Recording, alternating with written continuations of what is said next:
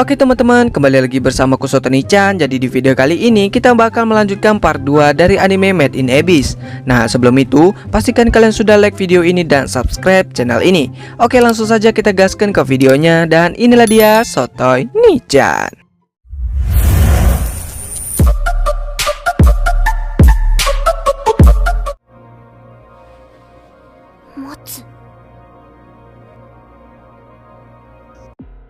Setelah membaca surat tersebut, Riko berpikir kalau ibunya tengah menunggu dirinya, di mana Riko berencana untuk pergi dari panti dan menyusul ibunya. Namun di sana Nat tidak setuju akan hal itu, karena kalau Riko pergi ke dasar Abyss, dirinya tak akan bisa kembali lagi.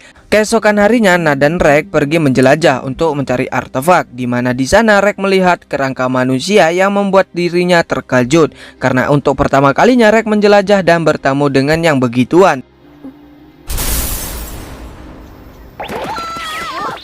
Di sana Rek yang masih ketakutan, Nat malah nambah menakut-nakuti Rek dengan berkata kalau ada rumor bahwa anak-anak yang menunggu ulang tahunnya itu di hari ulang tahunnya satu persatu akan meninggal, di mana penyebab kematiannya berbeda-beda. Namun semuanya meninggal pas di hari ulang tahun, yang mana kalau mereka bercermin di pagi-pagi di hari ulang tahun, maka leher mereka akan tercerminkan patah. Setelahnya mereka kembali ke panti asuhan, di mana di sana Nat mual-mual karena terkena kutukan Abyss. Namun di sana Rek baik-baik saja karena sepertinya dia memang kebal terhadap kutukan Abyss.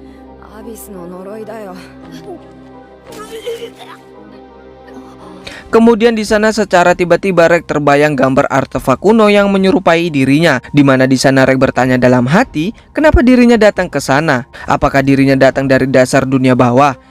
Yang mana di sana Rek ingin tahu jati dirinya. Di malam hari saat mereka berunding, Riko telah membulatkan tekadnya untuk pergi ke dasar Abyss, di mana dia akan berangkat keesokan subuhnya. Dan di sana Rek meminta Riko untuk mengajaknya juga, karena Rek ingin pergi untuk mencari tahu siapa dirinya yang sebenarnya. Yang mana hal itu membuat Riko senang karena akan ada yang menemaninya dan melindunginya.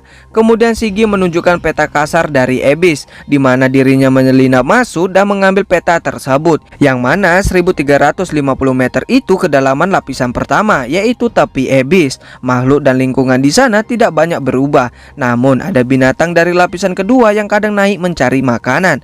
Lalu lapisan kedua yaitu hutan penggoda, di mana tekanan kedalaman ini sangat berat. Kalau fluid merah turun sampai sana, tak ada yang mau menolong. Karena baik pergi ataupun kembali itu sangat sulit, sama halnya bunuh diri, di mana mereka akan memasuki hutan terbalik, yang mana aliran udaranya sangat tidak stabil dan ada banyak predator ganas di sana. Lapisan ketiga tebing besar, di mana tempat itu adalah tebing vertikal setinggi lebih 4000 meter. Yang bisa ke sana hanyalah fluid hitam dan pangkat di atasnya. Kedalamannya sekitar 7 meter, di mana tempat itu disebut cawan raksasa. Lapisan kelima lautan mayat, yang mana orang yang bisa kembali dari sana bisa dihitung berapa saja. Lapisan keenam ibu kota tanpa jalan kembali. Kalau fluid putih turut sampai ke sana, mereka menyebutnya penyelaman terakhir, karena mereka tak akan bisa kembali lagi. Setelah mendengarkan kabar itu, Riko pun tetap kekeh untuk pergi ke dasar Abyss, di mana di sana Nat langsung melarang Riko untuk pergi, yang mana Nat berkata kalau ibu Riko telah meninggal, dan perkataan itu membuat Riko sakit hati, lalu menangis dan pergi dari sana. Nat pun merasa bersalah di sana. Kemudian keesokan subuhnya mereka mempersiapkan barang mereka. Sebelum pergi, Rek ingin pergi ke suatu tempat di mana Shigi menyuruh agar tidak ketahuan oleh leader, yang mana Rek pergi ke kamar Nat untuk memberi salam perpisahan, namun Nat tidak ada di kamarnya. Lalu saat akan kembali, Rek ketahuan leader yang tengah berpatroli, di mana leader bertanya di mana Riko, karena Riko tidak ada di kamarnya. Rek menjawab kalau Riko di kamar mandi dan Rek juga ingin pergi ke toilet, di mana di sana leader berkata kepada Rek untuk menemani Riko. Kemudian setelah mereka berkumpul, kepergian mereka dipandu oleh seseorang yang ternyata adalah Nat, di mana di sana Nat meminta maaf dan menghantarkan mereka ke dermaga karena hanya dia yang tahu jalannya. Setelah sampai mereka bersiap untuk turun ke bawah. Saat tengah mencari sesuatu, Rek menemukan suatu surat merah di sakunya. Namun dirinya tidak memberitahukan mereka Kemudian mereka pun berangkat ke bawah dengan Shiggy dan Nat menyuruh Rek untuk menjaga Riko. Keesokan paginya mereka terbangun di Abyss dengan tangan Rek yang menjadi pelindung mereka, di mana mereka telah berada di lapisan pertama yaitu tepi Abyss. Saat mereka tengah sarapan, Rek memberitahukan tentang surat merah itu dan surat lainnya, yang mana surat itu salinan dari dokumen tersegel ibu Riko, dan surat merah bertuliskan, "Seusai waktu subuh aku akan pergi menangkap kalian." Yang ternyata saat Rek bertemu dengan leader meletakkan surat itu ke saku Rek, di mana Riko dan Rek bergegas pergi dari sana, di mana mereka pergi ke lapisan 2 karena tidak ada yang mengejar mereka. Leader melakukan itu untuk menguji mereka, yang mana untuk pembelajaran terakhir mereka. Setelah mereka mendarat, mereka dihampiri monster laba-laba yang tentu saja mereka diserang. Namun Rek menggenggam kepala laba-laba itu lalu turun ke bawah. Di sana mereka melihat lapisan kedua yaitu hutan penggoda. Tak berselang lama, Rek melihat kalau mereka telah dikejar, yang kemudian mereka melanjutkan perlarian. Kemudian mereka berhenti karena Riko kecapean. Pada akhirnya mereka pun tersusul, dan yang menyusul mereka adalah Paman Habo. Kedatangan Paman Habo bukan untuk menangkap mereka, melainkan untuk melihat harta karun terlangka dari dunia bawah yaitu Rek, di mana Nan dan Shiggy menemui Paman Habo untuk meminta Paman Habo mengantar mereka ke perkemahan penjelajah dan mengatakan kalau Rek harta karun Abyss. Namun Riko menolak untuk diantar oleh Paman Habo dengan alasan ini adalah pembelajaran terakhir mereka.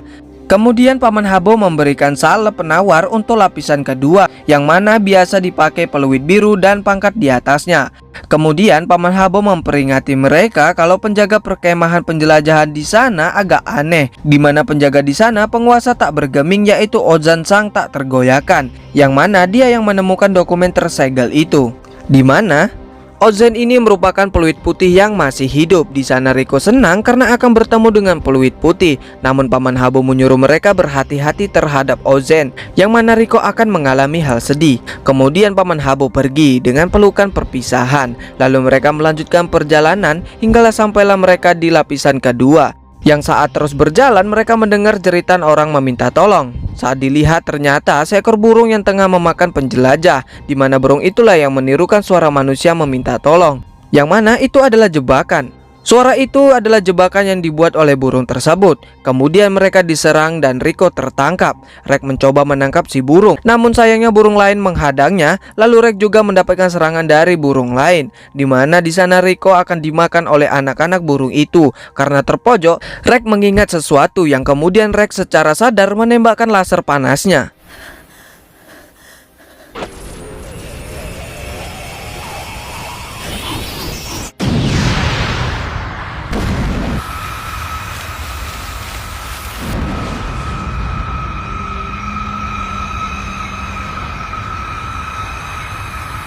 Hingga dirinya dapat menyelamatkan Riko, di mana Riko pingsan karena tekanan lapisan kedua yang berat. Kemudian Rek membawa Riko ke tempat aman dan terlihat bahwa bekas serangan Rek sangatlah dahsyat. Tak lama kemudian Riko tersadar, yang mana Riko senang karena dirinya selamat dan senang melihat kekuatan dari Rek. Namun di sana Rek pingsan karena energi meriam itu menyerap banyak energi Rek. Setelah Rek sadar, mereka pun makan. Setelah makan, mereka melanjutkan perjalanan mereka hingga mereka sampai di hutan terbalik, di mana di sana Riko kedinginan. Saat Rek meminjamkan mantelnya, helm pada Rek bersinar dan muncul suatu simbol, namun hanya sebentar. Yang kemudian di sana mereka dihampiri sekelompok monyet yang menjaga wilayah itu, di mana para monyet itu melempari mereka hingga Rek dan Riko harus pergi dari wilayah para monyet itu.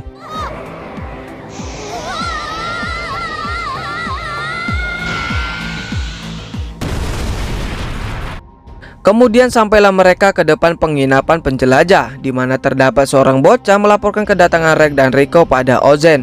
Namun penjaga di sana tak kunjung menurunkan gondola atau lift mereka, karena biasanya kalau ada orang yang mendekat mereka akan menurunkan gondola. Kemudian Rek mengulurkan tangannya untuk memaksa naik.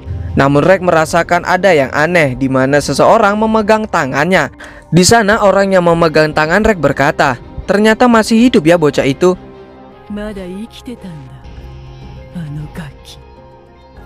Apa yang terjadi? Nampaknya orang itu mengetahui tentang Rek.